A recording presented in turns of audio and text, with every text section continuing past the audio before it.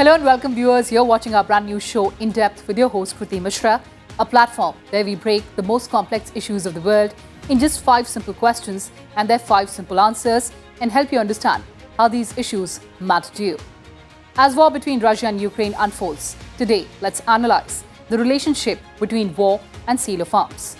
So do arms sales cause war or do wars cause arms sales?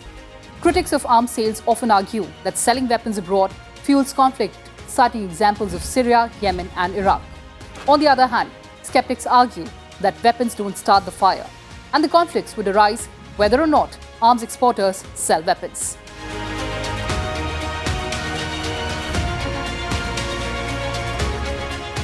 The proliferation of arms is a major issue in the debate on conflict preservation and resolution. In some cases, arms are produced by the actors involved in conflicts. But in many other cases, such actors are dependent on foreign supplies for many or all of their arms acquisitions. So where is the arms conflict happening right now in the world? In 2016, more countries experienced violent conflict than at any point in almost 30 years. Conflict remains the primary driver of terrorism, with more than 99% of all terrorist-related deaths occurring in countries involved in a violent conflict or with high levels of political terror. The majority of deadly attacks take place in the Middle East, North Africa and Sub-Saharan Africa, with Afghanistan, Iraq, Nigeria, Somalia and Syria bearing the heaviest brunt. Has the arms industry changed over the years? Oh yes. And how? The arms industry underwent a profound restructuring after the Cold War.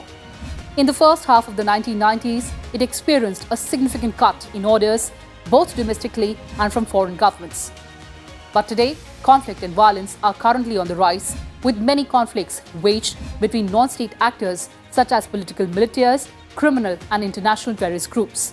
Cut to 2020, when we face lockdowns, crumbling supply chains, dead economic activity. The COVID-19 pandemic brought about massive economic slumps around the world.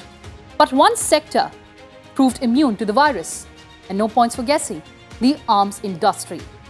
Even though the IMF put global economic contraction at 3.1%, we saw that the arms sales of the top 100 companies increased nonetheless, an overall increase of 1.3% during the pandemic. For several decades, the trade in weapons has been among the most lucrative businesses in the world, with predictable increases year after year. So which all countries dominate the arms production arena? Let's analyze these numbers meticulously. The United States had a market share of 37% in international arms exports between 2016 and 2020. The second largest supplier of major weapons worldwide was Russia, accounting for 20% of exports over the same period. The US and Russia contributed over half of major weapons exports between 2016 and 2020. Following the former Cold War superpowers, France, Germany and China were the leading global suppliers. Since 2018, the top 5 companies in the ranking have all been based in the USA. American arms customers included 96 different states during this time period, with 47% of those sales. But where are these arms going and why? Let's analyze again. The largest importer of major arms between 2016 and 2020, Saudi Arabia, accounted for 11% of the global market. The kingdom's imports increased 130% compared to the previous 5-year period. Armored vehicles, trainer aircraft, missiles and guided bombs were among the leading arms purchased by the kingdom. And where does India stand in all this? Arms imports to India, which used to be world's largest importer, decreased by 33%, and India was world's second largest arms importer during the period 2016-2020. Russia has been the worst hit by India's decreased share, although it still ranks as the subcontinent's largest arms suppliers, delivering 49% of its total imports. Interestingly, defense transfers from the US to India declined by 46% as well. India's goal is to cut its dependence on other countries for defense systems across the board, rather than to pivot from one supplier to the other. This underlines New Delhi's resolve to promote indigenous defense manufacturing and export, with the target of increasing the sector's turnover to $25 billion by 2025. But do you realize, every day, millions of people suffer from the direct and indirect consequences of irresponsible arms trade? So what's the connection between the arms trade and poverty?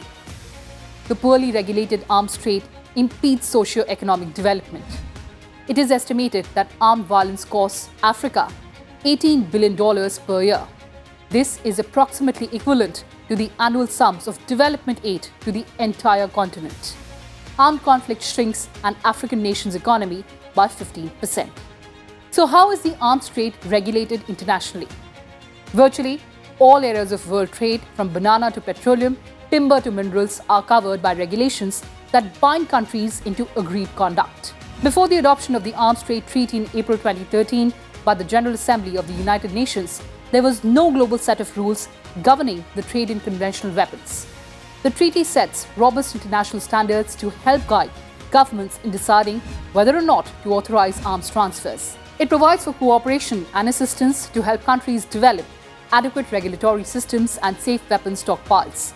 The adoption of the Arms Trade Treaty marked a turning point in the international community's efforts to regulate the global trade in conventional arms and to promote peace and security. The economic impact of the COVID-19 pandemic could see some countries reassessing their arms imports in the coming years. However, at the same time, even at the height of the pandemic in 2020, several countries signed large contracts for major arms. This pivot towards regional competition for major arms, in contrast with the constant global friction of the later 20th century, could reshape power politics in the coming decades. I leave you with those thought-provoking questions and answers, and let me sign off by this quote of Winston Churchill. War does not determine who is right, it only determines who is left. Goodbye for now.